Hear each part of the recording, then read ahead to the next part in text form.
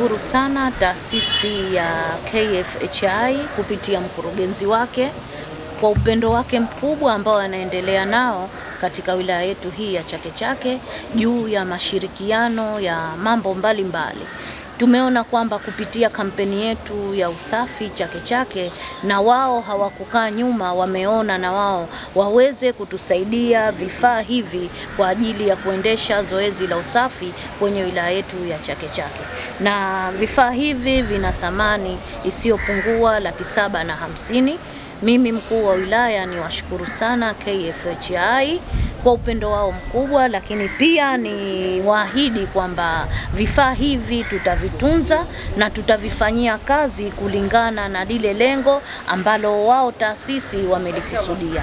Niendelee kuambia wananchi wa wilaya Chake Chake, tudumishe usafi. Tudumishe usafi muda wote, tukitambua kwamba usafi ni afya, usafi ndio kila kitu. Bila ya kuwa mji ni usafi, basi harakati nyingine zinakuwa haziendi vizuri. Kwa pamoja tushirikiane kusafisha mji wetu wa Chake Chake.